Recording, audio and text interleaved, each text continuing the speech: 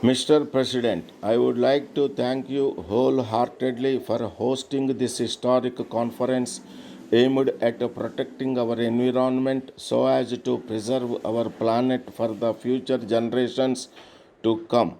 The city in which you are hosting the conference is quite serene and at the same time abounds in vitality.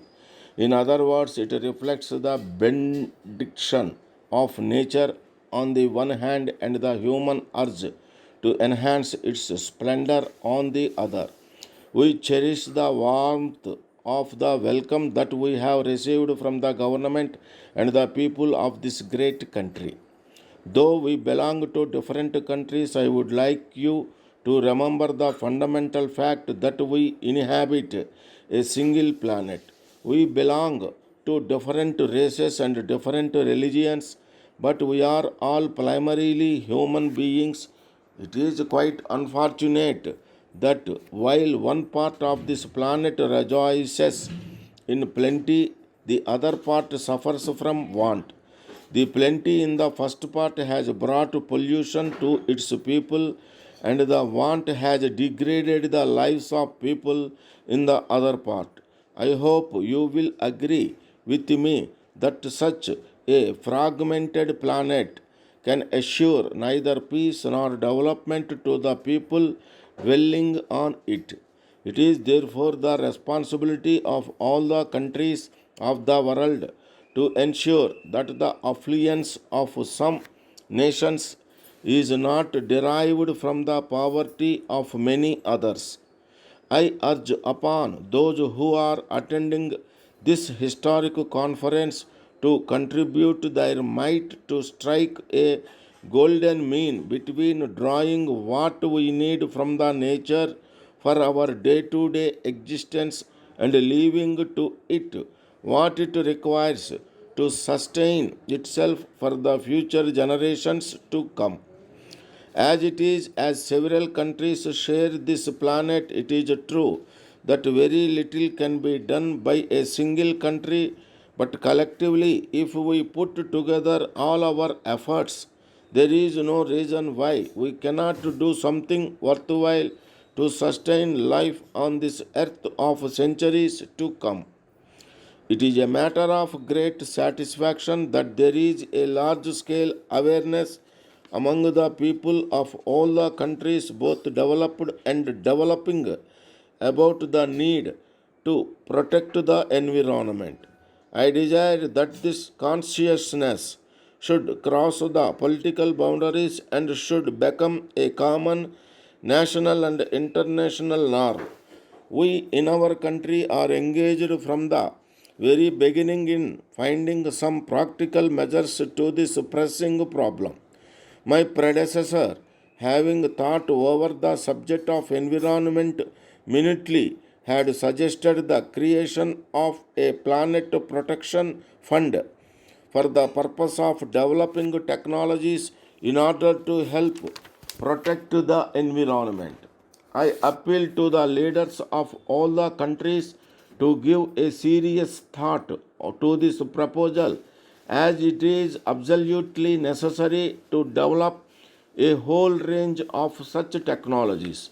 I would like to make myself quite clear at this juncture. It is not a simple question of transfer of technology. In fact, we have to make a beginning by stopping the transfer of such technologies which are intended for the destruction of the environment. Only then we can achieve something tangible.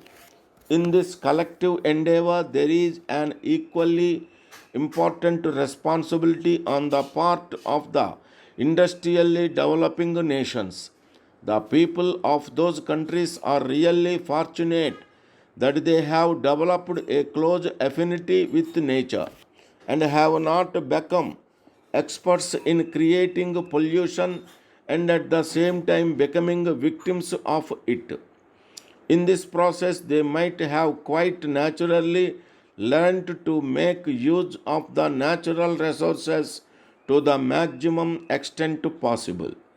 The people from the developed countries have to learn from the lives of these people the element of contentment which is preventing over exploitation of natural resources.